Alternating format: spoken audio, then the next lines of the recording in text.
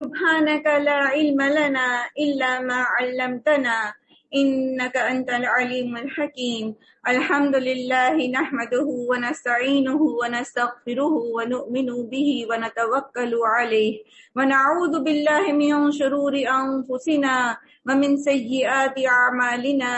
من يهدي الله فلا مضل له ومن يضلله فلا هادي له ونشهد أن لا إله إلا الله ونشهد أن محمدا عبده ورسوله والصلاة والسلام على محمد وعلى آله وأصحابه أجمعين وعلى من تبعهم بإحسان من الأئمة والهداة والدعاة والأتقياء والصالحين وعلى من سلك سبيلهم إلى يوم الدين.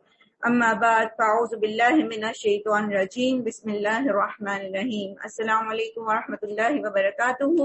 اور موسیٰ علیہ السلام نے اپنے خادم سے کہا کہ میں اپنا سفر ختم نہ کروں گا جب تک کہ دونوں دریاؤں کے سنگم پر نہ پہنچ جاؤں، ورنہ میں ایک زمانہ دراز تک چلتا ہی رہوں گا. آپ سے ریکویسٹ کروں گی کہ آپ ذرا اس کو توجہ سے سنیے گا، بعد میں ایکسپلین کروں گی. تھوڑا سا توجہ دیجیے گا موسیٰ علیہ السلام کے الفاظ کی طرف، ٹھیک ہے؟ ورنہ میں ایک زمانے دراز تک چلتا ہی رہوں گا. بس جب وہ ان کے سنگم پر پہنچے تو اپنی مچھلی سے غافل ہو گئے اور وہ نکل کر اس طرح دریا میں چلی گئی جیسے کوئی سرنگ لگی ہو. آگے جا کر موسیٰ علیہ السلام نے اپنے خادم سے کہا، لاؤ ہمارا ناشتہ، آج کے سفر میں تو ہم بری طرح تھک گئے ہیں. خادم نے کہا، آپ نے دیکھا یہ کیا ہوا؟ جب ہم اس چٹان کے پاس ٹھہرے ہوئے تھے اس وقت مجھے مچھلی کا خیال نہ رہا اور شیطان نے مجھے ایسا غافل کر دیا کہ میں اس کا ذکر کرنا آپ سے بھول گیا. مچھلی تو عجیب طریقے سے نکل کر دریا میں چلی گئی. موسیٰ علیہ السلام نے کہا، یہ مچھلی جو تھی نا یہ پکی ہوئی تھی.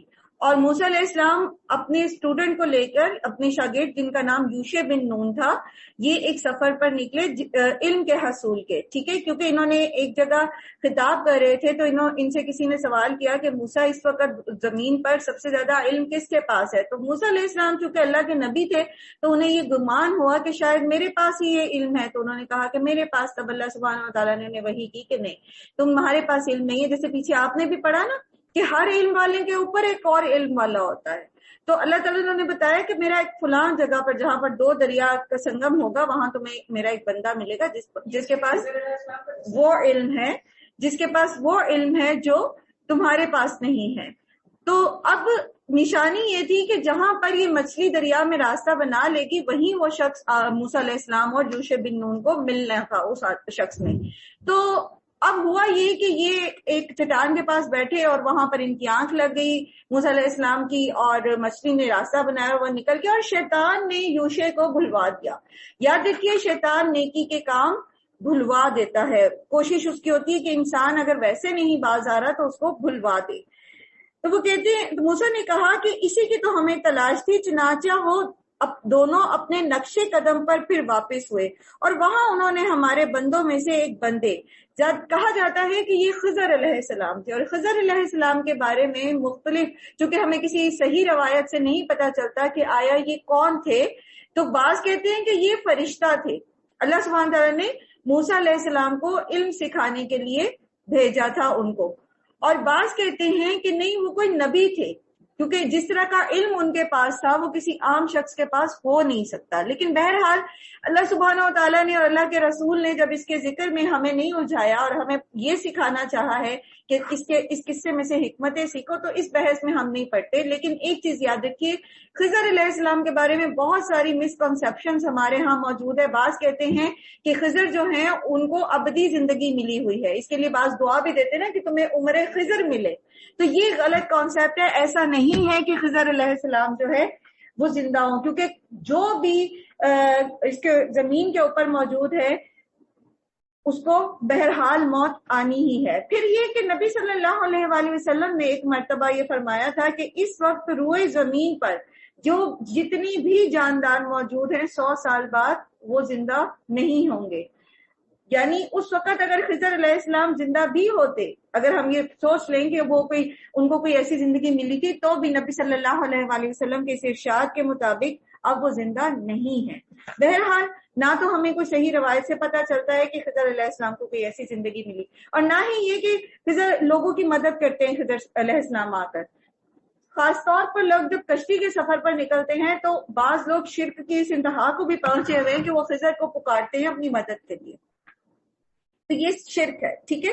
پھر اسی طرح بعض لوگوں کا خیال ہے کہ وہ ہمیں سبز لباس میں ملتے ہیں، کسی کو کوئی مشکل وقت ہوتا ہے تو وہاں پر سبز لباس پہنا ہوا ہوتا ہے انہوں نے، اور وہ وہاں پر آتے ہیں اور لوگوں کی مدد کرتے ہیں، تو ایسا کچھ بھی نہیں ہے، نہ ہی ہمیں کسی صحیح حدیث سے اس کے بارے میں کوئی ایسی بات پتہ چلتی۔ یہ محض کہانیاں ہیں جو شاید ہمارے بیچ میں رواج پا گئی ہیں۔ خضر علیہ السلام کو خضر اس لیے کہا جاتا ہے کہ یہ دو دریاؤں کی میں جہاں پر یہ بیٹھے ہوئے تھے، اصولاً تو وہ زمین جو تھی اس کو ریتلا ہونا چاہیے تھا لیکن وہ سبز تھی، اس لیے ان کو خضر کہا جاتا ہے، یعنی ہریالی والا، ٹھیک ہے۔ اب یہ واپس گئے موسیٰ علیہ السلام وہاں پر، اور اللہ تعالیٰ کہتے ہیں وہاں انہوں نے ہمارے بندوں میں سے ایک بندے کو پایا جسے ہم نے اپنی رحمت سے نوازا تھا اور اپنی طرف سے ایک خاص علم عطا کیا تھا۔ موسیٰ علیہ السلام نے ان سے کہا کیا میں آپ کے ساتھ رہ سکتا ہوں تاکہ آپ مجھے بھی اس علم کا کچھ حصہ سکھائیں جو آپ کو سکھایا گیا ہے۔ انہوں نے جواب دیا آپ میرے ساتھ صبر نہیں کر سکتے، اور جس چیز کی آپ کو خبر نہیں ہوگی ہے آپ اس پر صبر کر بھی کیسے سکتے ہیں؟ موسیٰ علیہ السلام نے کہا کہ آپ انشاءاللہ مجھے صابر پائیں گے اور میں کسی معاملے میں آپ کی نافرمانی نہیں کروں گا۔ انہوں نے کہا کہ اچھا اگر آپ میرے ساتھ چلتے ہیں تو پھر آپ مجھ سے کوئی بات نہ پوچھیں جب تک کہ میں خود اس کا آپ سے ذکر نہ کروں۔ تو موسیٰ علیہ السلام کے اس قصے کے یہاں تک ہمیں علم حاصل کرنے کے آداب پتہ چلتے ہیں، اور وہ کیا ہیں؟ نمبر 1، آپ کے اندر شوق ہونا چاہیے۔ علم حاصل کرنے کا شوق نہیں ہے نا تو ڈنڈے کے زور پہ آپ علم حاصل نہیں کر سکتے، چاہے وہ دنیاوی علم ہے اور چاہے وہ دین کا علم ہے، اور خاص طور پہ دین کا علم اللہ سبحانہ وتعالیٰ طلب کے مطابق دیتے ہیں، کسی کو زبردستی نہیں دیتے۔ دنیاوی علوم تو شاید زبردستی کسی کو دیے جا سکیں، لیکن دین کا علم جو ہے یہ اللہ تعالیٰ کی وہ نعمت ہے کہ یہ اللہ تعالیٰ اسی کو دیتے ہیں اور اتنا ہی دیتے ہیں جس کے اندر جتنی طلب ہوتی ہے۔ پھر ہم نے اس میں یہ سیکھا کہ عاجزی، موسیٰ علیہ السلام نبی تھے لیکن جب انہیں یہ پتا چلا کہ مجھ سے زیادہ کسی کو علم پتا ہے تو وہاں اس شخص کے پاس جا کے انتہائی عاجزی سے کہتے ہیں کہ کیا آپ مجھے وہ علم سکھائیں گے جو آپ کے پاس ہے۔ شوق تھا علم سیکھنے کا اور پھر عاجزی بھی تھی۔ یہ اگر انسان کے اندر تکبر ہو اور وہ یہ سمجھے کہ مجھے بہت پتا ہے اور آپ اس کو کوئی بات سکھائیں گے، کسی ٹیچر کے بارے میں بتائیں اور وہ کہ ہاں بہت سنے ہیں ہم نے اور بہت پڑھ لی ہے ہم نے تفسیریں اور بہت مجھے پتا ہے، تو ایسا شخص کا کبھی علم جو ہے وہ بڑھتا نہیں ہے، بلکہ اس ایسی جگہ پر آ کے پھر اس کے علم میں اس کے مرتبے میں ڈاؤن فال شروع ہو جاتی ہے۔ پھر یہ کہ مشقت اٹھانا، اب موسیٰ علیہ السلام کیا کہتے ہیں کہ یا تو مجھے وہ شخص مل جائے دو دریاؤں کے سنگم پر، یا پھر یہ کہ میں ہمیشہ چلتا رہوں گا۔ اور ہم کتنی جلدی تھک جاتے ہیں، ہم تو 2 گھنٹے بیٹھ کے نہیں پڑھ سکتے اور ہمیں نیند آنے لگتی ہے اور ہماری کمر دکھنے لگتی ہے اور ہم تھک جاتے ہیں۔ جیسے میں نے پہلے بھی آپ کو مثال دی تھی، اور جس دن سے میں نے یہ مثال پڑھی سنی ہے تب سے میرے تو دل کو یہ بات لگ گئی کہ حضرت امام شافعی نے ایک مسئلے کے تلاش میں 300 دفعہ قرآن کو پڑھا۔ سبحان اللہ، ایسے تو اللہ تعالیٰ علم نہیں دے دیتے، ایسے تو نہیں دے دیتے علم۔ 300 مرتبہ ہم شاید پوری زندگی میں بھی نہیں پڑھتے۔ انہوں نے صرف ایک مسئلے کے استنباط کے لیے پڑھا تھا، مشقت اٹھانا۔ ایک اور جگہ کسی سلف صالحین میں سے کسی کا قول ہے کہ اگر تم یہ چاہتے ہو کہ تم قرآن کا علم حاصل کرو تو راتوں کو جاگنے والے بن جاؤ، نیند قربان کرنے والے، جاگ کے اچھا ہم بستر میں لیٹ کے موبائل پہ تو 2 گھنٹے سرفنگ کرتے رہتے نیٹ پہ، لیکن ہم میں سے کتنے ہیں جو رات کو صرف اسی لیے اٹھیں یا جاگیں کہ ہم نے قرآن سیکھنا ہے؟ بہت مشکل لگتا ہے۔ اور پھر موسیٰ علیہ السلام کے جملے پہ غور کیجیے، وہ کہتے ہیں کہ میں ہمیشہ چلتا ہی رہوں گا یہاں تک کہ مجھے وہ شخص مل جائے۔ اچھا ہم کوشش کرتے ہیں، ہم نکلتے ہیں لیکن پھر کیا ہوتا ہے؟ نہیں ملا، اب جی ہم نے کوشش تو کی تھی نا، چلو چھوڑو پرے۔ نہیں، جب تک نہیں ملا اس کے پیچھے کوشش کرتے جائیں علم کے لیے، اور پھر صبر کے ساتھ علم کے حصول میں جو مشقتیں آتی ہیں اس پہ بھی صبر، اور پھر یہ کہ استاد جب سکھا رہا ہے تو اس میں بھی صبر کہ جسٹ ویٹ۔ بعض اوقات لوگ ایسے سوال ڈیورنگ لیکچر کرتے ہیں کہ وہ اگر تھوڑا سا صبر کر لیں تو اس کے تھوڑی دیر بعد اس کا جواب آ رہا ہوتا ہے، لیکن وہ ایسے وقت میں وہ سوال کرتے ہیں کہ ٹیچر کی کنسنٹریشن بھی لوز ہوتی ہے اور پھر جو بات کا رخ ہے وہ کہیں کا کہیں چلا جاتا ہے اور ٹائم بھی ضائع ہوتا ہے۔ تو صبر علم سیکھنے میں، چاہے وہ علم میں، یہ تو دین کے علم کی بات نہیں کر رہی ہوں، جو کسب آپ نے سیکھنا ہوتا ہے، آپ نے کپڑوں کی سلائی سیکھنی ہے، آپ نے کوئی اور ہاتھ کا کام سیکھنا ہے، آپ نے کوکنگ سیکھنی ہے، بے صبری نہیں، پہلے دن آپ کو بہترین قسم کی ڈیزائننگ والی شرٹ سینی نہیں آ سکتی۔ اب کیا ہوتا ہے جب آپ لوگوں کو سکھائیں گے سلائی اور آپ ان کو کہتے ہیں 2 دن تو آپ نے صرف سیدھی لائنیں لگانی ہیں، تو وہ بھاگ جاتے ہیں کہ یہ تو ہمیں 2 دن سے سیدھی لائنیں لگوا رہے ہیں۔ یا پھر یہ کہ آپ نے اگر کوکنگ سیکھنی ہے تو پہلے دن تو بہت مزیدار کھانا نہیں پکا سکتے، یا بیکنگ سیکھنی ہے، آپ کو اس پر وقت لگانا پڑے گا صبر کے ساتھ۔ صبر کے بغیر زندگی میں کامیابی نہیں ملتی۔ تو سبحان اللہ، اتنے سی جگہ پر آپ علم کے متعلق کتنی چیزیں آپ نے سیکھی۔ اب اس کے آگے اور بھی بہت ساری چیزیں سیکھنے کی ہیں۔ اللہ تعالیٰ ہمیں توفیق دے کہ جو ہم سیکھتے ہیں اس پر عمل بھی کرے، اور خاص طور پر علم کے معاملے میں اللہ سبحانہ و تعالیٰ ہمیں بھی اور ہماری اولادوں کو بھی جو ہے وہ شوق عطا فرمائیں اور توفیق دیں کہ ہم پوری دل جمی اور ثابت قدمی کے ساتھ جو ہے وہ علم حاصل کر سکیں۔ اب وہ دونوں روانہ ہوئے، یہاں تک کہ جب وہ ایک کشتی میں سوار ہو گئے تو اس شخص نے کشتی میں شگاف کر ڈالا۔ موسیٰ نے کہا آپ نے اس میں شگاف ڈال دیا تاکہ سب لوگوں کو ڈبو دے، یہ تو آپ نے بڑی سخت حرکت کر ڈالی۔ تو اس نے کہا میں نے تم سے کہا نہ تھا کہ تم میرے ساتھ صبر نہیں کر سکتے؟ موسیٰ نے کہا بھول چوک پر مجھے نہ پکڑیے، میرے معاملے میں آپ ذرا سختی سے کام نہ لیں۔ پھر وہ دونوں چلے یہاں تک کہ ان کو ایک لڑکا ملا اور اس شخص نے اسے قتل کر دیا۔ موسیٰ نے کہا آپ نے ایک بے گناہ کی جان لے لی، حالانکہ اس نے کسی کا خون نہ کیا تھا، یہ کام تو آپ نے بہت ہی برا کیا۔ اس نے کہا میں نے تم سے کہا نہ تھا کہ تم میرے ساتھ صبر نہیں کر سکتے؟ موسیٰ نے کہا اس کے بعد اگر میں آپ سے پوچھوں تو آپ مجھے ساتھ نہ رکھیے گا، لیجئے اب تو میری طرف سے آپ کو عذر مل گیا۔ پھر وہ دونوں آگے چلے یہاں تک کہ ایک بستی میں پہنچے، وہاں کے لوگوں سے کھانا مانگا مگر انہوں نے ان دونوں کی ضیافت سے انکار کر دیا۔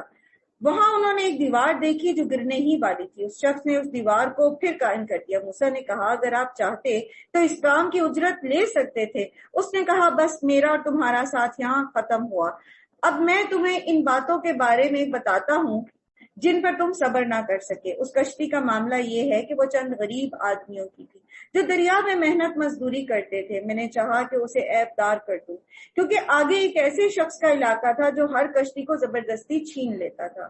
رہا وہ لڑکا تو اس کے والدین مومن تھے، ہمیں اندیشہ ہوا کہ یہ لڑکا اپنی سرکشی اور کفر سے ان کو تنگ کرے گا، اس لیے ہم نے چاہا کہ ان کا رب اس کے بدلے ان کو ایسی اولاد دے جو اخلاق میں بھی اس سے بہتر ہو اور جسے صلہ رحمی بھی زیادہ متوقع ہو۔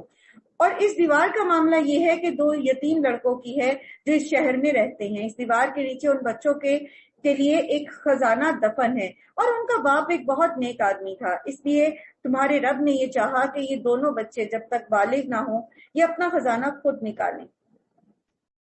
جب تک بالغ ہو تو یہ اپنا خزانہ خود نکالیں، یہ تمہارے رب کی رحمت کی بنا پر کیا گیا ہے، میں نے اپنے اختیار سے کچھ نہیں کیا، یہ ہے حقیقت ان باتوں کی جس پر تم صبر نہ کر سکے۔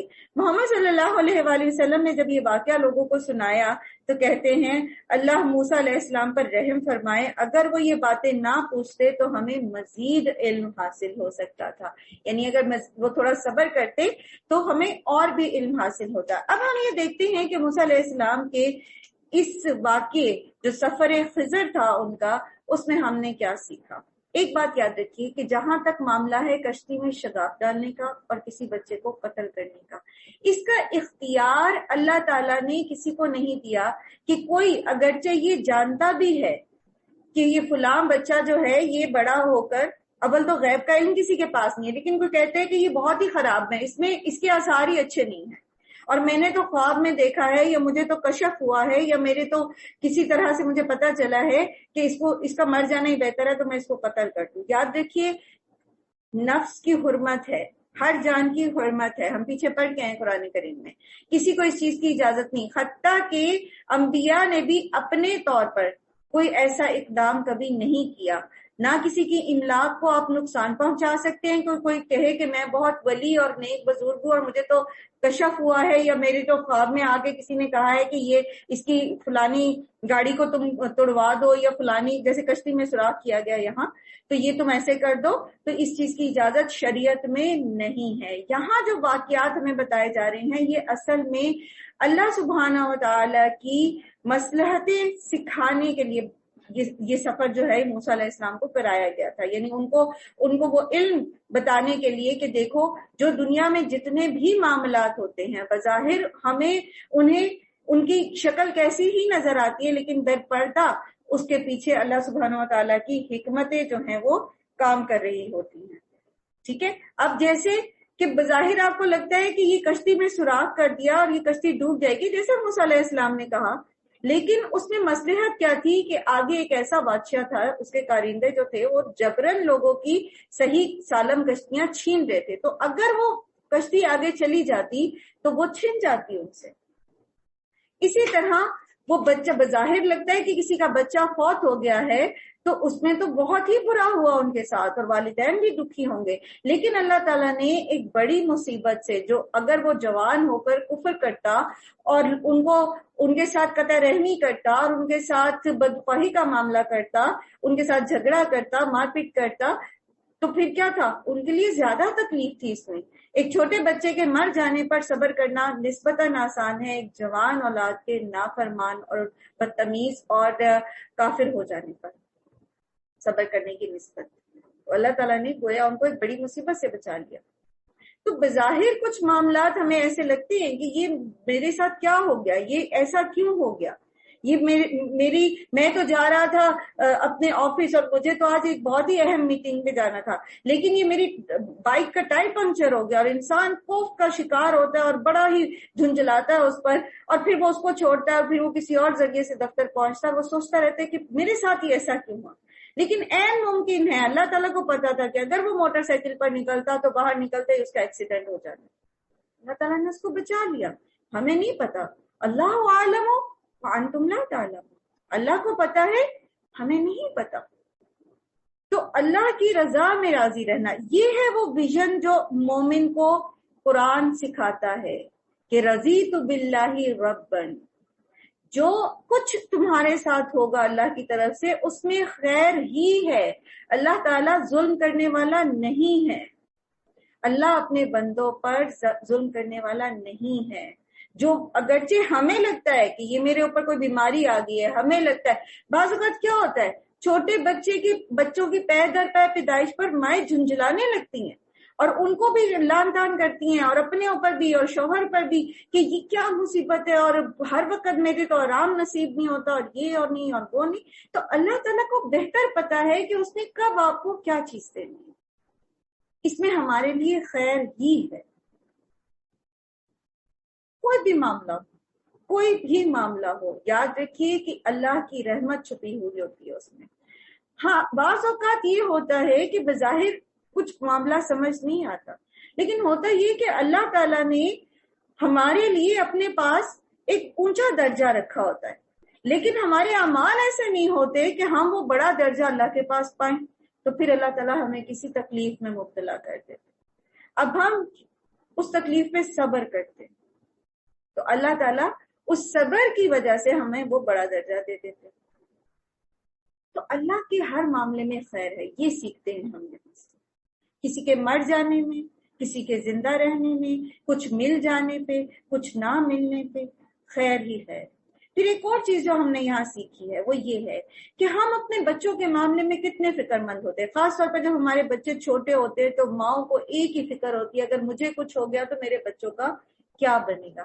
یہاں ہم نے یہ سیکھا کہ اگر والدین نیک ہوتے ہیں تو پھر خواہ ان کے بچے چھوٹے ہیں اور اللہ تعالیٰ ان کو اپنے پاس بلا لیتے ہیں یا کسی طور پر وہ بچے سے دور بھی ہو جاتے ہیں, تب بھی اللہ تعالیٰ ان کے بچوں کی حفاظت کرتا ہے. آپ کی نیکی آپ کے بچوں کے کام آتی ہے. سلف صالحین میں سے بعض یہ کیا کرتے تھے کہ وہ تہجد کا جو اہتمام کرتے تھے اور پڑھتے تھے تو ان کا بچہ چھوٹا ان کے پاس سویا ہوتا تھا. مجھے نام نہیں یاد, امام احمد کی یہ بات ہے یا کسی اور کی بات ہے, مجھے یاد نہیں ہے. تو ان کا یہ طریقہ تھا. تو وہ کہتے تھے اے میرے چھوٹے بچے، تیرے لیے میں اس وقت اٹھ کر کھڑا ہوا ہوں، یعنی تہجد کا اہتمام، یعنی میں یہ جو نیکی کروں گا خالصتاً اللہ کی رضا کی خاطر، تو اللہ تعالیٰ تیری حفاظت کرے.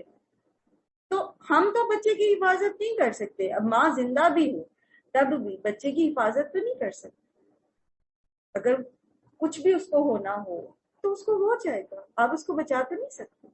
تو کیوں نہ پھر ہم اس کے حوالے کریں جو اس کی حفاظت کر سکتا ہے، جو اس کو برائیوں سے روک سکتا ہے، جو اس کی شیاطین سے پروٹیکشن کر سکتا ہے، اس کے دشمنوں سے پروٹیکشن کر سکتا ہے. تو اس کا ایک طریقہ تو ہم نے پہلے سیکھا تھا، وہ تھا استغفار، والدین کا استغفار کرنا.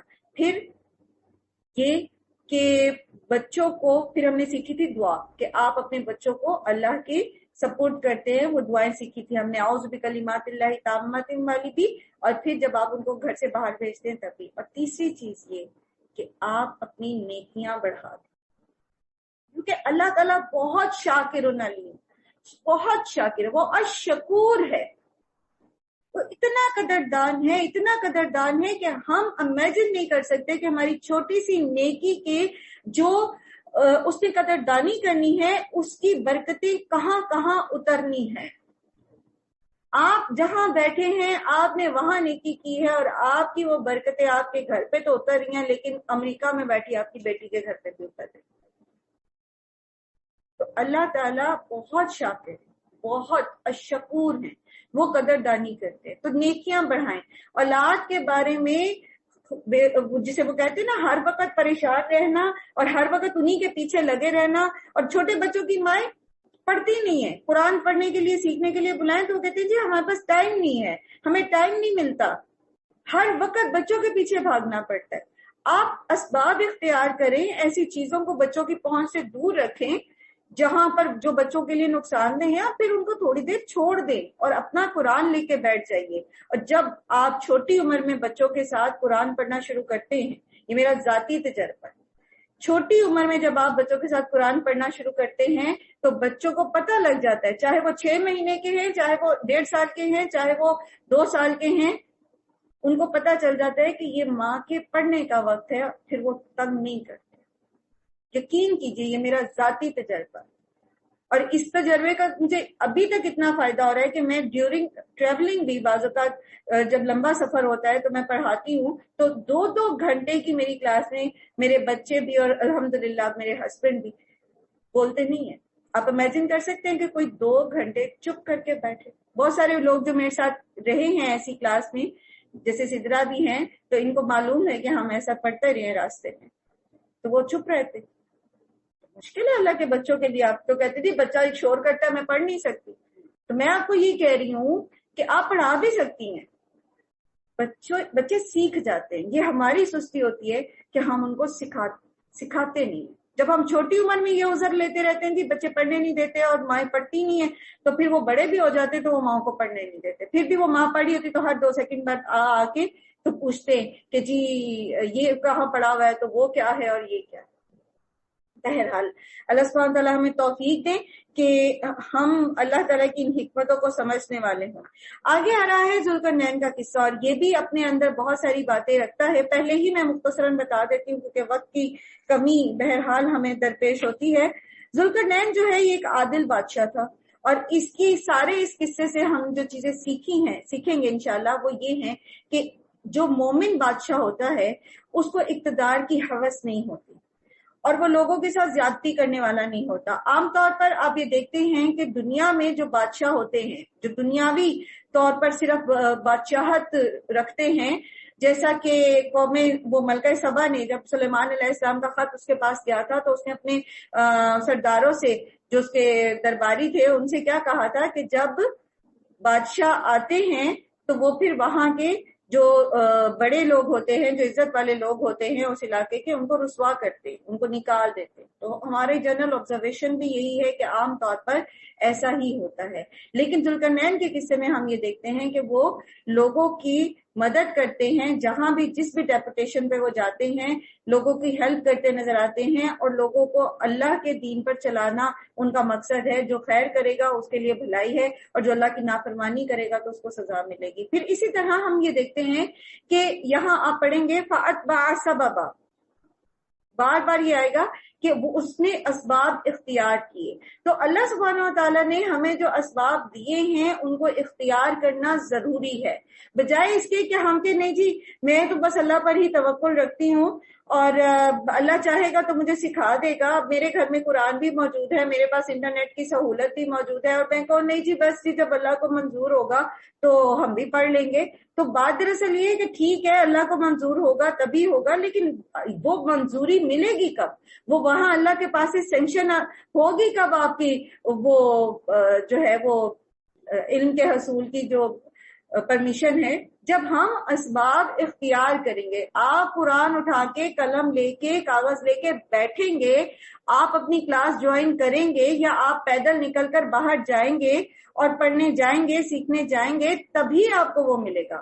اسباب اختیار کرنا اور پھر معاملے کو اللہ کے سپورٹ کرنا توکل ہوتا ہے. بیٹھے رہنا اور کہنا نہیں جی میں تو کچھ نہیں کروں گا اور اللہ کے حوالے معاملہ جو مرضی ہو، تو یہ توکل نہیں ہے، یہ محض شیطان کا بہکاوا اور سستی ہے. پھر اس میں ہم نے یہ بھی سیکھا کہ ذوالقرنین جو ہے اس نے بہت زیادہ جہاں کام کیا، جہاں پر اس نے سد ذوالقرنین بھی قائم کی وہ یاجوج ماجوج کے درمیان میں، وہاں بھی جب لوگوں نے اس کا شکریہ ادا کرنا چاہا یا اس نے ایک اتنا بڑا پروجیکٹ کیا، آپ امیجن کر سکتے نا کہ اس کے پاس کتنی ٹیکنالوجی ہوگی اس بادشاہ کے پاس، کہ اس نے وہ لوہے کی 2 دیواریں بنا کے اس کے اندر پگھلا ہوا تانبا ڈلوایا، اور پہاڑ 2 پہاڑوں کے بیچ میں، یہ چھوٹی سی کوئی چھوٹا سا بند نہیں تھا، یہ ایک بہت بڑا جگہ تھی جو اس نے فل کی، تو وہ ایم تو نہیں ہوئی ہوگی.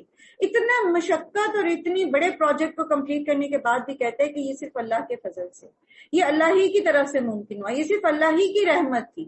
اور ہم چھوٹے چھوٹے کام کرتے ہیں اور ہم تکبر میں مبتلا ہو جاتے ہیں، یا ہم اس کے لیے اکنالجمنٹ چاہتے ہیں، یا ہم یہ چاہتے ہیں کہ ایٹ لیسٹ لوگ ہمیں تھینک یو تو کریں. تو یاد رکھیے جب ہمارے اندر ایسے جذبات آتے ہیں نا تو پھر ہم بہت بڑے بادشاہ نہیں بن سکتے. پھر ہم کام تو کرتے ہیں پر چھوٹے چھوٹے کرتے ہیں، پھر اللہ تعالیٰ ہم سے بڑے پروجیکٹس نہیں لیتا. پھر ہم چھوٹا سا کام کرتے ہیں اور لوگوں سے تھوڑا سا تھینک یو لے کے تھوڑی سی تعریف کرا کے بس وہیں کے وہیں رک جاتے ہیں.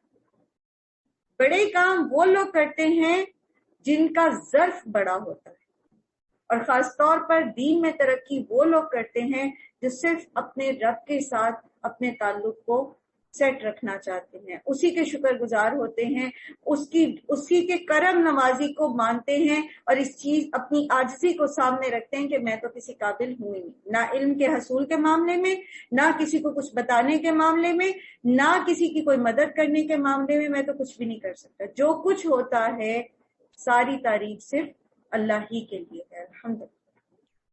تو اب میں آپ کے سامنے اس کو سم اپ کر چکی، جو باتیں میں نے آپ کے سامنے رکھی ہیں اس کو ذہن میں رکھیے گا. اور ایک چیز اور اس قصے میں ہم سیکھتے ہیں، اور وہ یہ کہ مسلسل عمل، ایک کام کے بعد دوسرا کام، ایک کے بعد دوسرا. ہم کیا کرتے ہیں؟ ایک کام کرتے ہیں پھر ہم کہتے ہیں اب مجھے ریلیکس ہونا ہے، اور وہ ریلیکسیشن جب ہم موبائل اٹھاتے تو کبھی آدھے گھنٹے اور کبھی 2 گھنٹے تک چلے جاتے. آپ اس کو دیکھتے ہیں کہ ایکسٹریم ویسٹ کا سفر کرتا ہے تو پھر ایکسٹریم ایسٹ کا سفر کرتا ہے، ایک جگہ پھر دوسری جگہ پھر تیسری جگہ، کہیں اس کو جامد ہوتے نہیں دیکھا ہم نے. تو نیکی کے مواقع ملتے ہیں تو کرتے چلے جائیے، یہ نہیں کہ ایک آج کروں گا تو ایک کل کروں گا. آج میں نے چونکہ روزہ رکھا تو آج مجھ سے پارا نہیں پڑا جائے گا، آج چونکہ میں نے دورہ قرآن سن لیا تو آج مجھ سے ناظرہ نہیں پڑا جائے گا. ایک کے بعد ایک، ایک کے بعد ایک. ہاں آپ کو ریسٹ بھی کرنا ضروری ہے، آپ کے اوپر آپ کے جسم کا بھی حق اللہ تعالیٰ نے رکھا ہے، وہ بھی اس کو دینا ہے. لیکن پھر اس میں بھی حکمت آ جاتی ہے کہ رمضان واللہ عالم ہمیں نصیب ہوتا ہے دوبارہ کے نہیں، تو اس کا تو ایک ایک لمحہ خیر ہے. تو چلیں جتنا میری صحت کے لیے ضروری ہے اتنی میں دن رات میں تھوڑی سی سلیپ لے لوں، اور باقی وقت پھر میں اپنی عبادات میں گزاروں. تو ایک کے بعد ایک نیکی کرتے چلے جائیے.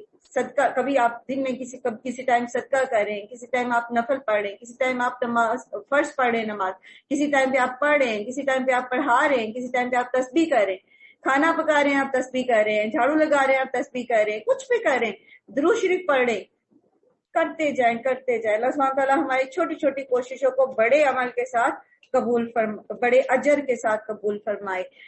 اعوذ باللہ من الشیطان الرجیم۔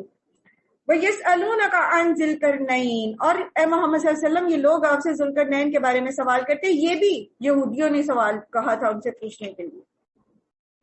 ان سے کہیے میں اس کا کچھ حال تمہیں سناتا ہوں۔ ہم نے اس کو زمین میں اقتدار عطا کر رکھا تھا اور اسے ہر قسم کے اسباب اور وسائل بخشے تھے۔ اس نے پہلے مغرب کی طرف ایک مہم کا سر و سامان کیا حتیٰ کہ وہ غروب آفتاب کی حد تک پہنچ گیا، تو اس نے سورج کو ایک کالے پانی میں ڈوبتے دیکھا۔ کالے پانی سے مراد کیا ہے؟ یعنی رات کا وقت، ایکسٹریم ویسٹ کو ظاہر کرتا ہے یہ۔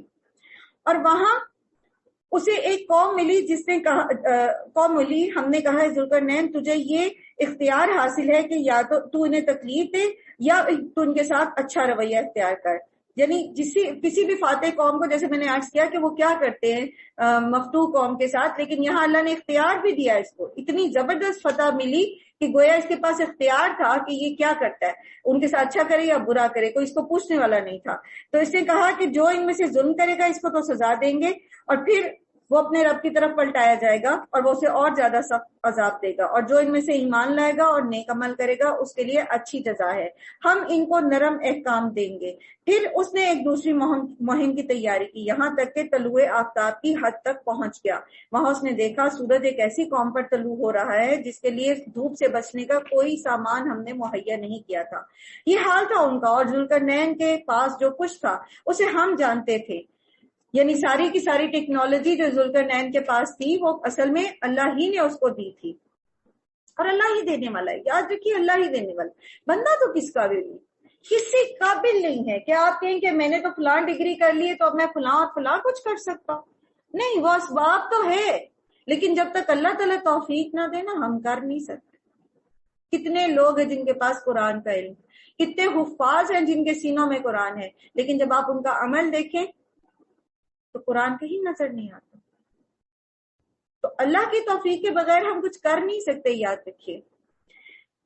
پھر اس نے، اور توفیق اللہ سے مانگی جاتی ہے، اللہ سے دعائیں کی جاتی ہیں، تڑپا جاتا ہے اس کے لیے، پھر توفیق ملتی ہے۔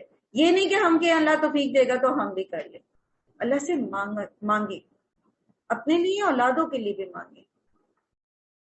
پھر اس نے ایک اور مہم کا سامان کیا یہاں تک کہ جب دو پہاڑوں کے درمیان پہنچا تو اسے ایک قوم ملی جو مشکل سے ہی کوئی بات سمجھتی تھی، یعنی بہت ہی جسے کہتے ہیں نا کہ ایسا علاقہ مشرق کی جانب جہاں پر مہذب دنیا کی کوئی سرحد ختم ہو گئی ہوگی اور ایسی قومیں شروع ہو گئی ہوں گے، ایسے قبیلے شروع ہو گئے ہوں گے جو جلغار کرتے تھے، آتے تھے مہذب قوموں کو لوٹتے تھے اور چلے جاتے تھے۔ آپ نے بہت ساری ایسی قصے کہانیاں پڑھی، انہی میں یہاں یہ یاجوج ماجوج کا ذکر ہے۔ اور یاجوج ماجوج جو ہیں یہ آدم علیہ السلام نوح علیہ السلام کے بیٹے یافس کی اولاد میں سے ہیں، ٹھیک ہے، یہ مفسرین کی رائے ہے، ٹھیک ہے، انہوں نے جو تحقیق کی ہے نا، یہ کوئی حدیث نہیں میں آپ کو بتا رہی، تو یافس کی اولاد میں سے ہیں۔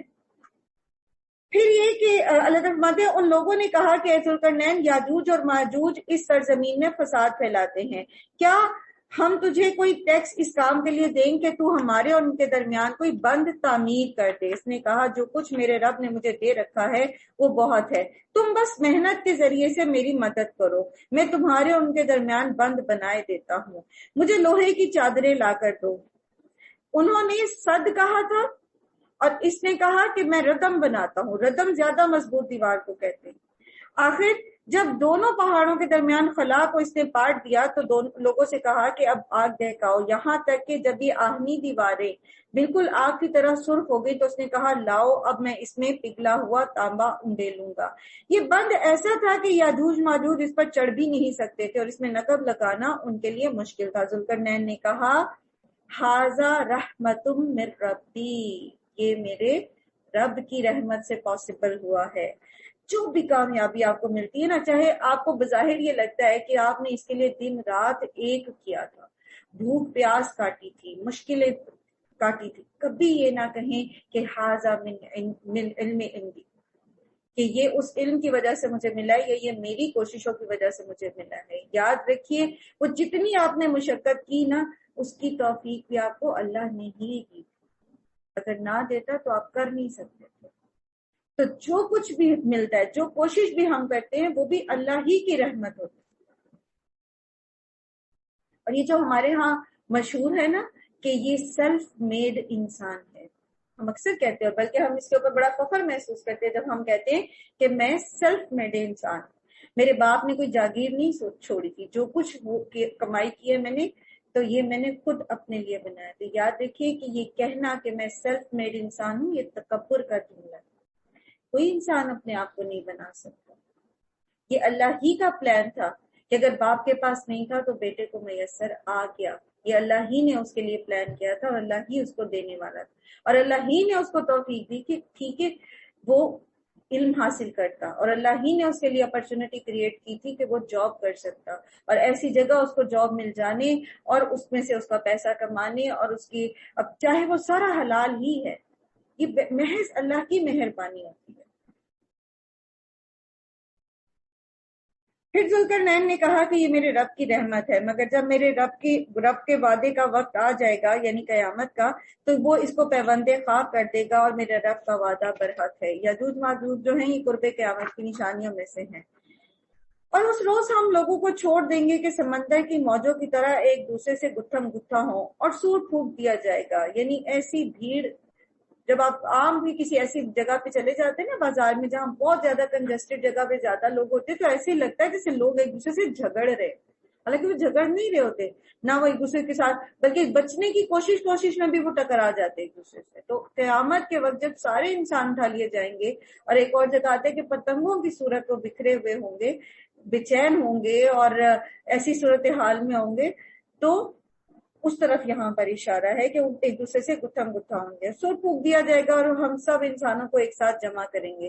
اور وہ دن ہوگا جب ہم جہنم کو کافروں کے سامنے لائیں گے، ان کافروں کے سامنے جو میری نصیحت کی طرف سے اندھے بنے ہوئے تھے اور جو کچھ بھی سننے کو تیار نہ تھے. تو کیا یہ لوگ جنہوں نے کفر اختیار کیا یہ خیال رکھتے ہیں کہ مجھے چھوڑ کر میرے بندوں کو اپنا کارساز بنا لیں گے؟ ہم نے ایسے کافروں کی ضیافت کے لیے جہنم تیار کر رکھی ہے. اے محمد صلی اللہ علیہ وآلہ وسلم ان سے کہیے کیا میں تمہیں نہ بتاؤں کہ اپنے اعمال میں سب سے زیادہ ناکام اور نامراد کون لوگ ہیں؟ یہ وہ ہیں جن کے دنیا کی زندگی میں جن کی ساری جد و جہد راہ راست سے بھٹکی ہوئی تھی. راہ راست سے بھٹکی ہوئی جد و جہد، یا تو منتہائے نظر صرف دنیا تھا اور اس میں انسان نے حرام حلال کی کوئی قید نہیں رکھی اپنے اوپر، یا پھر یہ کہ آخرت پہ یقین ہی نہیں تھا کہ آخرت قائم ہوگی اور سراسر بس دنیا ہی کی زندگی کو سب کچھ سمجھا، یا پھر یہ کہ دنیا کے اندر عمل تو کیا لیکن وہ عمل درست عمل نہیں تھا، وہ احسن عمل نہیں تھا. یا تو اس میں ریاکاری تھی، صرف لوگوں کو دکھانے کے لیے، صرف دنیا کی چاہت کے لیے وہ نیک عمل کیا گیا تھا، یا پھر یہ کہ وہ نیک عمل اس طریقے کا نہیں تھا جو اللہ اور اس کے رسول صلی اللہ علیہ وسلم نے ہمیں سکھایا. تو ایسے سارے لوگوں کی ساری زندگی کی مشقتیں ضائع ہو جائیں گی. یاد رکھیے ہر وقت اپنے بچوں سے یہی کہتے رہنا کہ لوگ کیا کہیں گے، اور ان کو لوگوں سے ڈرانا اور لوگوں کو خوش کرنے کا طریقہ سکھانا. یہ ان کے اندر ریاکاری پیدا کر دیتا ہے، یہ ان کے اندر منافقت پیدا کر دیتا ہے. پھر وہ ساری زندگی لوگوں کو دکھانے کے لیے اور لوگوں کو خوش کرنے کے لیے کام کرتے رہتے. تو بچوں کو اللہ کی محبت سکھانی ہے، اللہ کو خوش کرنے کی خاطر کام کرنے ہیں، اور اللہ تعالیٰ کی ناراضگی سے بچنے کے لیے ہم نے کسی چیز سے بچنا ہے. چاہے وہ کوئی بھی کام ہے، صاف ان سے کہیے. یہ مت کہیے بابا خوش ہوں گے، دادی خوش ہوں گی، فلانا کیا کہے گا، اور ایسے کرو گے تو فلانا کیا کہے گا، یہ کتنا گندا بچہ. اس کو بتائیں کہ بیٹا اگر آپ پاک صاف نہیں رہتے، اگر آپ نہاتے نہیں ہیں تو اللہ تعالیٰ خوش نہیں ہوں گے. اللہ تعالیٰ کو تو پاک صاف لوگ پسند ہیں. انہیں بتائیے کہ ہاتھ دھونا اللہ کے رسول کی سنت ہے، ہم سنت پر عمل کریں گے تو اللہ تعالیٰ ہم سے خوش ہوں گے. نبی صلی اللہ علیہ وآلہ وسلم ہمیں حوض کوثر سے پانی پلائیں گے. انہیں یہ بتائیے کہ ہمیں اللہ کو خوش کرنا ہے اور اللہ کی ناراضگی سے بچنا ہے، اللہ کے رسول صلی اللہ علیہ وسلم کی اطاعت کرنی ہے. ہم خود اپنے بچوں کے اندر منافقت اور ریاکاری کا بیج بو دیتے ہیں.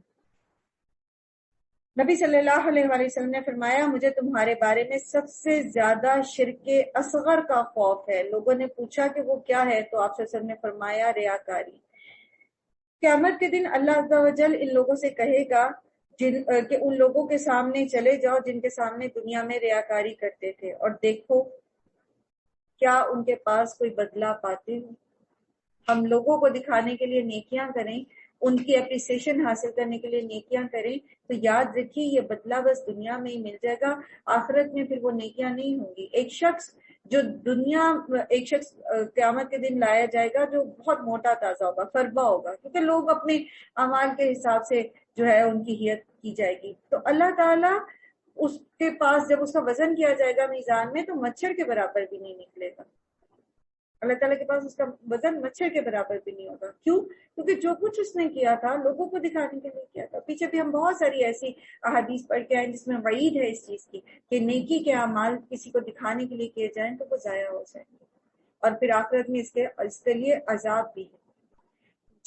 کن لوگوں کی کوششیں دنیا میں، اچھا یہ دیکھیے فرق، مطلب جو بات سمجھنے کی ہے کہ جو نیکی آپ کسی کو دکھانے کے لیے کرتے ہیں، چاہے وہ صدقہ ہے چاہے وہ کوئی اور کام ہے، اس میں بھی مشقت تو اتنی لگتی ہے، اتنا ہی روپیہ لگے گا، اتنی ہی ایفرٹ لگے گی۔ تو کیوں نہ پھر ہم اپنی نیتیں خالص کرنے کی کوشش کریں تاکہ ہمیں دنیا میں بھی اجر ملے، بدلہ ملے، کیونکہ نیکی ضائع نہیں جاتی، جیسے بھی ہم نے سیکھا اس کی برکتیں ہوتی ہیں، تو دنیا میں بھی برکتیں ملیں اور آخرت کا بڑا اجر ملے۔ صرف نیت پہ کام کرنے کی ضرورت ہے، کوشش تو بندہ کرتا ہی ہے۔ جو شخص چوری کرتا ہے، جو گناہ کرتے ہیں، تو انہیں بھی تو مشقت کرنی پڑتی ہے نا، محنت کرنی پڑتی ہے۔ تو کیا ہے، وہ گناہ میں محنت کریں تو کیا ہم نیکیوں میں محنت نہیں کر سکتے اور اپنی نیتوں کو خالص نہیں کر سکتے؟ قل هل ننبئكم بالاخسرين اعمالا الذين ضل سعيهم في الحياة الدنيا وهم يحسبون انهم يحسنون صنعا۔ اور وہ ساری زندگی یہ سمجھتے رہے کہ ہم تو بہت اچھا کر رہے ہیں، بہت اچھے کام کر رہے ہیں، اپنی طرف سے بڑے اچھے کام کرتے کرتے جب اخیر وقت آتا ہے تو فرشتے تو خوفناک شکلوں والے آ گئے، یہ کیا بن گیا؟ تو وجوہات ابھی ہم نے سیکھیں کہ اس کی کیا کیا وجہ ہو سکتی ہے۔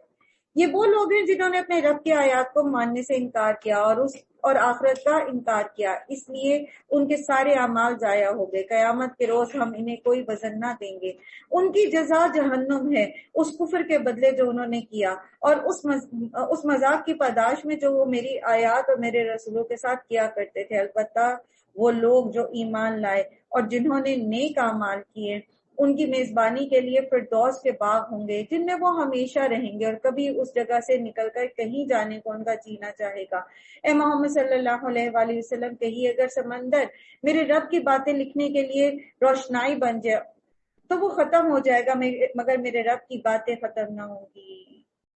قرآن اللہ سبحانہ وتعالیٰ کا کلام ہے، جتنی بار آپ اس کو پڑھتے ہیں، جتنی بار آپ اس کو سمجھتے ہیں، کوئی ایک اور ہی نئی بات سمجھ آ جاتی ہے، کوئی ایک اور ہی چیز سمجھ آ جاتی ہے، کوئی اور ہی لذت محسوس ہوتی ہے۔ سبحان اللہ۔ اور یہ تو صرف اللہ کا ایک کلام ہے، اور اللہ کی باتیں کیا کیا ہیں ہم تو جانتے بھی نہیں۔ تو اللہ تعالیٰ کہتے ہیں کہ میرے رب کی باتیں لکھنے کے لیے وہ درخت تمام سمندر اگر روشنائی بن جائے تو وہ ختم ہو جائیں گے، بلکہ اگر اتنی ہی روشنائی ہم اور لے آئیں تو وہ بھی کفایت کر جائے۔ یعنی اللہ کا کلام پھر بھی، اللہ کی باتیں جو ہیں، اللہ کے امر جو ہیں، وہ پھر بھی ختم نہیں ہوں گے۔ اے محمد صلی اللہ علیہ وآلہ وسلم ان سے کہیے، قل انما انا بشر مثلکم، کہ ان سے کہیے بے شک میں تو صرف تمہارے ہی جیسا انسان ہوں، یوحا الیہ، فرق صرف یہ ہے کہ میری طرف وحی کی جاتی ہے، اور وہ وحی کیا ہے؟ انما الہکم الہ واحد، کہ تمہارا معبود برحق تو بس ایک ہی معبود ہے۔ بس جو کوئی اپنے رب کی ملاقات کا امیدوار ہے، جس کو یقین ہے کہ قیامت قائم ہونے والی ہے، تو اسے چاہیے کہ نیک اعمال کرے اور بندگی میں اپنے رب کے ساتھ کسی کو شریک نہ کرے، نہ ریاکاری کرے، اور نہ کسی دوسرے سے کوئی اور فائدہ اٹھانے کے لیے کسی بھی قسم کی نیکی کرے۔ تو یہ ہے سورہ کہف، اور ہم نے اس میں بہت ساری چیزیں سیکھی، اور بہت ساری چیزیں وقت کی کمی کے باعث ہم نے اس دوران نہیں پڑھی، اس کے اندر غور و فکر نہیں کیا۔ تو یہی وجہ ہے کہ ایک جمعے سے دوسرے جمعے تک جب انسان سورہ کہف کے نور میں اپنی زندگی گزارتا ہے تو وہ اللہ سبحانہ تعالیٰ اس کو اس کا نور عطا کر دیتے ہیں. سمجھ آ رہی ہے کہ یہ نور کیسے ملتا ہے؟ اب اس کے اندر بنیادی طور پر ہمیں وہ بڑے بڑے فتنے جو انسان کو درپیش ہوتے ہیں ان کے بارے میں بتایا گیا ہے. طاقت کا فتنہ، طاقتور کے سامنے آپ مظلوم ہیں، اصحاب الکہف کی بات. دولت کا فتنہ، باغ والوں کا قصہ. علم کا فتنہ، علم حاصل کرنے کے لیے کیا کیا کرنا ہے، کس طرح کرنا ہے. اگر علم حاصل نہیں کیا تو کیا ہماری نجات ہو سکتی ہے، کیا ہمیں صحیح بات پتہ چل سکتی ہے. اور پھر اقتدار کا فتنہ. علم کا فتنہ کس طرح سے کہ جس کے پاس علم ہے وہ تکبر کا شکار نہ ہو اور اپنے ہر حال میں اپنے آپ کو عاجز سمجھے اور آگے علم کا شوق رکھے. علم کے بڑھانے کی دعا تو اللہ سبحانہ تعالیٰ نے اپنے نبی کو سکھائی تھی، قل ربی زدنی علما. اور پھر اللہ کے رسول صلی اللہ علیہ وسلم نے ہمیں کتنی علم کے حصول کی دعائیں سکھائی. تو یہ فتنہ اس طرح سے ہے کہ انسان کے پاس علم ہو اور وہ تکبر میں پڑ جائے، یا یہ کہ وہ اپنے علم کو دنیاوی فائدوں کے لیے استعمال کرے، یا پھر یہ کہ وہ علم حاصل ہی نہ کرے. پھر یہ اقتدار جیسے ذوالقرنین کو ملا تھا. اگر ہم کسی کے پاس اقتدار ہے، اب اس کو تو بہت بڑا لشکر ملا تھا، لیکن ہمیں بھی اقتدار حاصل ہوتا ہے ہمارے گھروں کے اندر، ہمارے آفیسز کے اندر، ہمارے بچوں کے اوپر، ہمارے ملازموں کے اوپر. پھر ہم کیا کرتے، پھر ہمارا عمل کیسا ہے. اللہ سبحانہ تعالیٰ ہمیں توفیق دے کہ ہم اللہ کی حکمتوں کو سمجھ سکیں اور اسی طرح سے اس علم کی روشنی میں اپنی زندگی گزاریں. سورہ مریم، بسم اللہ الرحمن الرحیم. کاف ہا یا عین صاد. ذکر رحمت ربک عبدہ زکریا اذ نادى ربہ نداء خفیا. کاف ہا یا عین صاد. ذکر ہے اس رحمت کا جو تیرے رب نے اپنے بندے زکریا پر کی جبکہ اس نے اپنے رب کو چپ کے پکارا. تو ہر حال میں اپنے رب کو پکاریں، تڑپ کر پکاریں، رو کے پکاریں، پیار سے پکاریں، محبت سے، احترام سے پکاریں. ایسا نہ ہو کہ ہم پیار اور محبت میں اللہ تعالیٰ سے، کیونکہ ہمیں سے ہر کوئی چلتے پھرتے اللہ تعالیٰ سے باتیں کرتا ہے، تو اس میں بہرحال اللہ سبحانہ و تعالیٰ کا احترام، اللہ سبحانہ و تعالیٰ کی بڑائی اور اس کی کبریائی اور اس کی خشیت ہمارے دل کے اندر ہونی چاہیے. اور پھر یہ کہ اپنی عاجزی اس کے سامنے پیش کرے، کیونکہ اللہ سبحانہ تعالیٰ کو اپنے عاجز بندہ بہت پسند ہے. جب انسان یہ کہتے ہیں نا کہ حسبی اللہ، اور اپنی آپ کو اللہ کے سامنے عاجز کرتا ہے اور کہتے ہیں کہ اللہ تو ہی میرے لیے کافی ہے، میں تو کچھ نہیں کر سکتا، نہ میرا مال، نہ دولت، نہ میرے ماں باپ، نہ کوئی اور میرے کام آ سکتا، تو اللہ تعالیٰ ایسے بندے سے بہت خوش ہوتے ہیں. اور اللہ تعالیٰ اس کو پھر وہ اس کی دعاؤں کو قبول کرتے ہیں، اور اللہ تعالیٰ ہر حال میں بندے کی دعائیں قبول کرتے ہیں. یہ اور بات ہے کہ ان کی کیفیت اور ہوتی ہے. اس نے عرض کیا، اے پروردگار میری ہڈیاں تک گھل گئی ہیں اور سر بڑھاپے سے بھڑک اٹھا ہے. اے پروردگار میں کبھی تجھ سے دعا مانگ کر نامراد نہیں رہا. انبیاء علیہ السلام کے قصوں میں بہت ساری باتیں سیکھنے کی ہوتی ہیں، جن میں سے ایک بات یہ ہے جو ہم نے ابراہیم علیہ السلام کے قصے میں بھی سیکھی اور اس میں بھی. حضرت زکریا بڑھاپے میں دعا کریں جبکہ ان کی بیوی بانجھ تھی، تو کیا خیال ہے کہ انہوں نے پوری جوانی اللہ سے دعا نہ کی ہوگی اولاد کے لیے؟ لازمن کی ہوگی.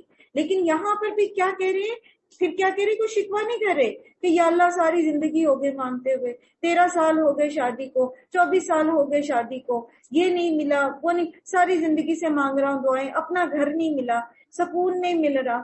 وہ جو سو کالڈ ہمارے اپنے دماغ میں سکون کا معیار ہوتا ہے، تو یہ نہیں کہا جائے، بلکہ کیا کہہ رہے ہیں زکریا علیہ السلام کہ وَلَمْ أَكُمْ بِدُعَائِكَ رَبِّ شَقِيًّا، میں تو کبھی بھی نامراد نہیں رہا. پورے یقین کے ساتھ اللہ سے دعا کر اور کبھی بھی نہ تھکے مانگنے میں. یاد رکھیے جو اللہ ہمیں وہ دیتا ہے جو ہمارے لیے اچھا ہوتا ہے، جو ہمارے لیے بہترین ہوتا ہے. بعض اوقات ہم وہ چیز مانگ رہے ہوتے ہیں جو ہمارے لیے اچھی نہیں ہوتی، تو اللہ تعالیٰ وہ ہمیں نہیں دینا چاہتے، ٹھیک ہے، تو ہمیں لگتا ہے ہماری دعا قبول نہیں، لیکن وہ اصل میں اللہ تعالیٰ اس دعا کا اجر اپنے پاس رکھ لیتے، یا پھر ہمیں اس کی نسبت کوئی اور اچھی چیز دے دیتے.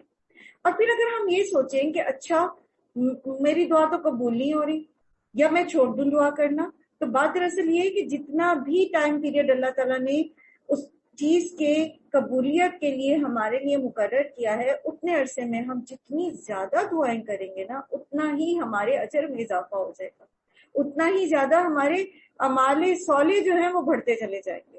تو کیا مشکل ہے؟ چلتے پھرتے اللہ سے مانگیے، کبھی وضو کر کے بیٹھ کے مانگیے، کبھی 2 نفل پڑھ کے مانگیے، مانگتے رہے اللہ سے۔ بے شک ایک ہی چیز جو مانگ رہے، صبح دوپہر شام مانگے۔ مجھے اپنے پیچھے اپنے بھائی بندوں کی برائیوں کا خوف ہے اور میری بیوی بانج ہے۔ یہاں دیکھیے کہ اولاد اپنے لیے نہیں مانگ رہے، بلکہ بنی اسرائیل کی اخلاقی حالات، جیسے ہم نے پڑھا تھا نا کل بھی، کہ بڑے خراب تھے اس دوران میں جب حضرت یحییٰ اور حضرت عیسیٰ پیدا ہوئے، تو ان کو اصل فکر بنی اسرائیل کا تھا، اپنے لیے نہیں مانگ رہے۔ ہم اولاد کیوں مانگتے؟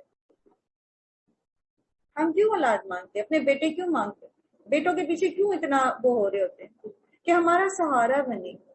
یاد رکھیے، بیٹا ہو یا بیٹی، اللہ سبحانہ و تعالیٰ کی طرف سے آزمائش، ٹھیک ہے؟ اور سہارا وہ تبھی ہمارا بنے گا جب ہم سے اللہ کا فرما بردار بنائیں گے، اور جب اللہ ہی کا عزت ہوگا۔ اگر اللہ نہیں چاہا نا تو ہمارا سہارا نہیں بن سکتا۔ تو توکل اولاد پہ نہ کریں، توکل اللہ پہ کریں۔ اور اولاد کی خیر خواہی اس میں ہے کہ ہم ہر وقت ہمیشہ ان کی آخرت کو فوکس میں رکھیں۔ دنیا تو مل ہی جائے گی ان کے نصیبوں کے مطابق، وہ بھی ہم کرتے ہی ہیں، وہ تو ہم کرتے ہی ہیں، لیکن ان کی آخرت اچھی کرنے کی کوشش کرنی چاہیے۔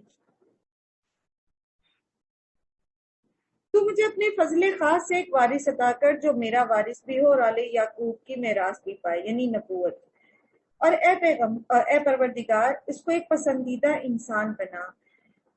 اللہ سبحانہ وتعالیٰ نے فرمایا، زکریا ہم تجھے ایک لڑکے کی بشارت دیتے ہیں جس کا نام یحییٰ ہوگا، ہم نے اس نام کا کوئی آدمی اس سے پہلے پیدا نہیں کیا۔ عرض کیا، پروردگار بھلا میرے ہاں کیسے لڑکا ہوگا جبکہ میری بیوی بانجھا اور میں بوڑھا ہو چکا ہوں؟ اس کا مطلب یہ نہیں کہ ہمیں یقین نہیں تھا، یہ بالکل ایسے ہی ہے جیسے آپ کو کوئی خوشخبری ملتی ہے نا تو آپ خوشی میں کہتے ہیں اچھا ایسا کیسے ہو گیا، یہ کیسے ہو سکتا ہے، حالانکہ آپ کو یقین ہوتا ہے کہ وہ بتانے والا صحیح کہہ رہا ہے۔ تو انہوں نے بھی خوشی کا اظہار ایک طرح سے کیا۔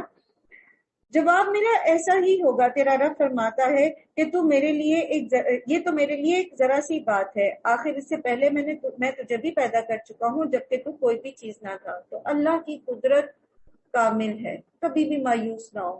ساری زندگی سے میں وہ کاروبار کرنے کی کوشش کر رہا ہوں، یہ کامیاب نہیں ہو رہا۔ اگر نہیں ہو رہا نا تو اس میں اللہ کی کوئی مصلحت ہوگی، دل برداشتہ نہ ہو، اپنی کوشش جاری رکھیں اور اللہ سے دعا کرتے رہے اور اللہ سے دعائیں خیر کرے کہ اللہ تعالیٰ ہمیں خیر کا راستہ دکھا دے۔ اگر یہ میرے لیے ٹھیک نہیں تو جو ٹھیک ہے آپ مجھے اس طرف گائیڈ کر دیں۔ اپنا تعلق اللہ سبحانہ تعالیٰ سے مضبوط کریں، اس کی صفات کو پہچان کر نیکیاں کر کے اپنے آپ کو اس کے لیے خالص کر کے اپنا تعلق اس کے ساتھ مضبوط کرے تاکہ وہ عروۃ الوثقیٰ ہمارے ہاتھ میں رہے، وہ نہ ہم سے چھوٹے۔ زکریا نے کہا، پروردگار میرے لیے کوئی نشانی مقرر کرتے۔ فرمایا، تیرے لیے نشانی یہ ہے کہ تو 3 دن مسلسل لوگوں سے بات نہ کر سکے گا۔ چنانچہ وہ محراب سے نکل کر، جہاں پر مریم علیہ السلام جو تھیں وہ عبادت کیا کرتی تھیں، نکل کر اپنی قوم کے سامنے آیا اور اس نے اشارے سے ان کو ہدایت کی کہ صبح شام اللہ کی تسبیح کرو۔ سورہ آل عمران میں بھی ہم یہ قصہ پڑھ کے آئے نا، اور ہم نے وہاں یہی سیکھا تھا کہ جب بھی ہمیں کوئی خوشخبری ملتی ہے تو ہمیں اس کی سیلیبریشن کیسے کرنی ہے؟ سب سے پہلے سجدہ شکر ادا کرنا ہے، اور سجدہ شکر کے لیے نوافل نہیں سنت، بلکہ صرف سجدہ ہی ہے جو سنت ہے، اس میں خوب اللہ کی تسبیح اور تمہید کیجیے، ٹھیک ہے، اور اس کے ساتھ پھر اللہ کی تسبیح کریں۔ یہ ہے اصل میں خوشیوں کی سیلیبریشن۔ اے یحییٰ، کتاب الہی کو مضبوط تھام لے، ہم نے اسے بچپن میں ہی حکمت سے نوازا اور اپنی طرف سے اس کو نرم دلی عطا اور پاکیزگی عطا کی، اور وہ بڑا پرہیزگار اور اپنے والدین کا حق شناس تھا۔ وہ جبار نہ تھا اور نہ نافرمان۔ سلام اس پر جس روز وہ پیدا ہوا اور جس دن وہ مرے اور جس روز وہ زندہ کر کے اٹھایا جائے گا۔ یہ وحشت کے مقام ہوتے ہیں نا، انسان کی پیدائش، موت اور بعد از موت، یہ تینوں جو ہیں وحشت کے وقت ہے۔ تو اس وقت اللہ تعالیٰ نے ان کو، یحییٰ علیہ السلام کو، ان کی پیدائش سے پہلے جو ہے ان تینوں مقامات پر سلامتی عطا کی۔ حالانکہ آپ کو پتہ ہے کہ یحییٰ علیہ السلام کو قتل کیا گیا تھا، ٹھیک ہے، تو ان کا اس قتل ہونے میں بھی اللہ کی طرف سے ان پر سلامتی ہے۔ جی انشاءاللہ۔ ٹھیک ہے. تو بات یہ ہے کہ اولاد جب آپ مانگیں تو اولاد صرف اولاد کے لیے دعا نہ کریں. بعض لوگ جن کے ہاں اولاد نہیں ہوتی نا تو بہت زیادہ جب دیر ہو جاتی ہے تو وہ پھر بس صرف یہ مانگتے ہیں کہ اللہ اولاد دے دے. صرف اولاد نہ مانگے, ہاں صرف اولاد نہیں بلکہ نیک اور صالح اولاد مانگے. ٹھیک ہے. تندرستی تو آپ مانگتے ہی ہیں, خوبصورتی بھی مانگتے ہیں, اور اس کے لیے تو بعض عورتیں کچھ پڑھتی بھی ہیں کچھ چیزیں بھی کہ جی بچہ میرا بڑا خوبصورت پیدا ہو, تو ان سے اللہ سبحانہ تعالیٰ سے نیک اولاد مانگا کریں. اور خاص طور پر یہ صفات جو یہاں پر آ رہی ہیں, حکمت والی اولاد, نرمی والی اولاد, جس کو اللہ تعالیٰ نرم دل بنائے, اس کے لہجے میں نرمی ہو, اس کی چال میں نرمی ہو, اس کے دل نرم ہو. جیسے اللہ کے رسول صلی اللہ علیہ وسلم نے فرمایا جس چیز میں نرمی ہوتی ہے اس کو خوبصورت بنا دیتی ہے. اب آپ مجھے یہ بتائیں کہ اگر کسی چیز میں سے اس کی خوبصورتی کا فیکٹر نکال لیا جائے تو پیچھے کیا بچتا ہے پھر؟ بدصورتی. تو اگر کسی چیز میں نرمی خوبصورتی پیدا کرتی ہے, تو اگر نرمی نہیں ہے ہمارے اندر, ہمارے معاملات کے اندر, ہم کسی کو ریلیکسیشن نہیں دیتے, ہم کسی کو سپیس نہیں دیتے, ہمارے اندر نرمی نہیں ہے, ہم جو ہے وہ سخت دل ہیں, تو پھر خوبصورتی نہیں ہے ہمارے عمل میں, وہ بدصورت عمل بن جائے گا. تو اولاد کی بات میں کری تھی, تو ان نرم دل ہونا ان کا, اور پھر پاکیزگی والی اولاد مانگی. اور پھر یہ کہ اس لیے نہ مانگے کہ اللہ وہ ہمارا سہارا بنے, اس لیے مانگے کہ وہ اللہ کا فرما بردار بنے. اور یاد رکھیں جو اللہ کے فرما بردار بچے ہوتے ہیں نا, وہ اپنے والدین کے نافرمان ہو ہی نہیں سکتے, سوال ہی نہیں پیدا. جو اللہ کا فرما بردار ہے وہ کبھی اپنے ماں باپ کو تکلیف نہیں دے سکتا, اس کو پتا ہے کہ یہ تو گناہ کبیرہ ہے. وَاذْكُرْ فِي الْكِتَابِ مریم, اور اے محمد صلی اللہ علیہ وسلم اس کتاب میں مریم کا حال بیان کیجیے جبکہ وہ اپنے لوگوں سے الگ ہو کر شرقی جانب گوشہ نشین ہو گئی تھی اور پردہ ڈال کر ان سے چھپ بیٹھی تھی, یعنی عبادت کے لیے الگ ہو گئی. اس حالت میں ہم نے ان کے پاس اپنی روح یعنی فرشتے کو بھیجا تو وہ اس کے سامنے ایک پورے انسان کی شکل میں نمودار ہوا. یہ جبرائیل علیہ السلام تھے جس کا آپ ذکر سورہ آل عمران میں تفصیل سے پڑھ چکے ہیں. مریم یکا یک بول اٹھی کہ اگر تو کوئی خدا ترس آدمی ہے تو میں تجھ سے رحمان کی پناہ مانگتی ہوں. اس نے کہا میں تو تیرے رب کا بھیجا ہوا فرشتہ ہوں اور اس لیے بھیجا گیا ہوں کہ تجھے ایک پاکیزہ لڑکا دوں. اچھا ایک چیز جو مجھے یہاں پر کلک کرتی ہے نا, وہ یہ کہ وہ کہتی ہیں انی اعوذ بالرحمن منک ان کنت تقیہ, رحمان کی پناہ میں مانگتی ہوں تجھ سے اگر تو اس سے ڈرتا ہے. تو بات دراصل یہ کہ آپ کسی کو اللہ کے واسطے دیں تو وہ تب بھی آپ کے اوپر رحم نہیں کرے گا اگر اس کے اندر تقویٰ نہیں ہے. تو آپ اللہ سے مانگا کریں. اگر کسی مشکل ایسی کہ خدا نہ خواستہ اللہ نہ کرے کسی کو ایسی صورتحال پیش آئے کہ کسی دشمن کا سامنا ہے, تو بجائے دشمن کے ترلے منتے ڈالنے کے اللہ کے آگے واسطہ ڈالیے, اللہ سے مانگیے اور اللہ سے دعا کیجیے کہ وہ دشمن آپ تک نہ پہنچ سکے. جیسے حضرت سارہ کی طرف جب اس بادشاہ نے ہاتھ بڑھایا تو حضرت سارہ نے 2 نفل پڑھے اور اللہ سے دعا کی کہ اللہ تعالیٰ اس ظالم کو مجھ سے روک دے. اور پھر کیا ہوا تھا, آپ سب نے وہ قصہ سنا ہوگا کہ پھر وہ بادشاہ جو تھا اس کا ہاتھ مفلوج ہو گیا اور وہ اپنی جگہ سے ہل نہ سکا. تو حضرت سارہ بھی تو اس کو کہہ سکتی تھی نا کہ تمہیں اللہ کا واسطہ اور تم میرے ساتھ دست درازی نہ کرو اور میں تمہیں یہ دوں یا وہ کروں یا کچھ ایسی بات نہیں کی. انہوں نے 2 رکعت پڑھ لی وہاں پہ. تو 2 رکعت نہ بھی پڑھنے کا ٹائم ہو کسی بھی مشکل وقت میں تو اللہ سے دعا کریں کہ اللہ تعالیٰ آپ تو قادر مطلق ہے نا, میری پیشانی بھی آپ کے ہاتھ میں, اس میرے دشمن کی پیشانی بھی آپ کے ہاتھ میں, آپ اس کو غارت کریں یا آپ مجھے اس کے شر سے بچائیں. اللہ تعالیٰ سب کا حامی و ناصر ہو. ہمیشہ اللہ تعالیٰ اپنی حفظ و امان میں رکھے, کہیں بھی ہمیں کسی بھی دشمن کا سامنا نہ کرنا پڑے, اور اللہ تعالیٰ ہمیشہ اپنی پناہ میں رکھے. لیکن یہ کہ اللہ سے جو ڈرتا ہے اسی کو اللہ کا واسطہ جو ہے کام دیتا ہے. تو اس نے کہا کہ میں تیرے رب کا بھیجا ہوا ہوں, اس لیے بھیجا گیا ہوں کہ تجھے ایک پاکیزہ لڑکا دوں. مریم نے کہا میرے ہاں کیسے لڑکا ہوگا جبکہ مجھے کسی بشر نے چھوا تک نہیں ہے اور میں کوئی بدکار عورت نہیں. فرشتے نے کہا ایسا ہی ہوگا, تیرا رب فرماتا ہے کہ ایسا کرنا میرے لیے بہت آسان ہے, اور ہم یہ اس لیے کریں گے کہ اس لڑکے کو لوگوں کے لیے ایک نشانی بنائیں اور اپنی طرف سے ایک رحمت, اور یہ کام ہو کر رہے گا. مریم کو اس بچے کا حمل رہ گیا اور وہ اس حمل کو لیے ایک دور کے مقام پر چلی گئی. پھر زچگی کی تکلیف نے اسے ایک کھجور کے درخت کے نیچے پہنچا دیا. وہ کہنے لگی کاش میں اس سے پہلے ہی مر جاتی اور میرا نام و نشان نہ رہتا. مریم علیہ السلام نے زچگی کی تکلیف کی وجہ سے یہ نہیں کہا تھا، بلکہ وہ آئندہ کے نتائج سے پریشان تھی کہ میں یہ بچہ لے کے جب قوم میں جاؤں گی تو پھر لوگ کیسی کیسی باتیں کریں گے. فرشتے نے پائنتی سے اس کو پکارا، کہا غم نہ کر، تیرے رب نے تیرے نیچے ایک چشمہ رواں کر دیا ہے، اور تو ذرا اس درخت کے تنے کو ہلا، تیرے اوپر تر و تازہ کھجوریں ٹپک پڑیں گی. یاد رکھیے کھجوریں ٹپکنے کو تیار ہوتی ہیں، تنا ہلانا پڑتا ہے. ٹھیک ہے، نعمتیں یا برکتیں آنے والی ہیں، ہمارے لیے تیار ہیں، بس ہمارے عمل کی دیر ہوتی ہے، ہماری طرف سے دعاؤں کی دیر ہوتی ہے. بس تو کھا اور پی اور اپنی آنکھیں ٹھنڈی کر. پھر اگر کوئی آدمی تجھے نظر آئے تو اس سے کہہ دے کہ میں نے رحمان کے لیے روزے کی نظر مانی ہے، اس لیے میں آج کسی سے نہ بولوں گی. پچھلی قوم میں چپ کا روزہ بھی ہوتا تھا. اچھا، ہماری قوم میں اگر چپ کا روزہ ہوتا ہم کتنی دیر چپ بیٹھتے؟ ہمیں تو عادت ہی نہیں ہے چپ رہنے کی، اللہ رحم کرے ہم پر. بہرحال یہاں پر یہ اسٹریٹجی ان کو سکھائی جا رہی ہے کہ اگر آپ اپنی جگہ سچے ہیں نا تو آپ ڈیفینسو نہ ہو. ڈیفینسو ہونے کی بجائے صبر سے کام لیں، خاموش ہو جائیں، اللہ سے مانگیں، اللہ پر توکل رکھیں، اپنا معاملہ اللہ کے حوالے کریں. کیونکہ جتنا ہم ڈیفینسو ہو کر اپنی جو ہے وہ صفائیاں پیش کرنے کی کوشش کرتے ہیں تو اس وقت جس وقت لوگ ہمارے خلاف ہوئے ہوتے ہیں نا تو وہ ہماری بات سننے کو تیار ہی نہیں ہوتے. ہاں، تھوڑا معاملہ جب ٹھنڈا ہو جائے اور لوگ سننے پر مائل ہو جائیں تو اس وقت آپ بات کر سکتے ہیں. یہ نہیں کہ آپ کبھی بھی کسی کو اپنی صحیح ہونے کا بتائیں گے ہی نہیں، بتا سکتے ہیں، لیکن بات دراصل یہ کہ جب لوگ بفرے ہوئے ہوں گے تو اس وقت وہ سنیں گے. تو بہتر ہے کہ انسان خاموش رہے اور صبر سے کام لے.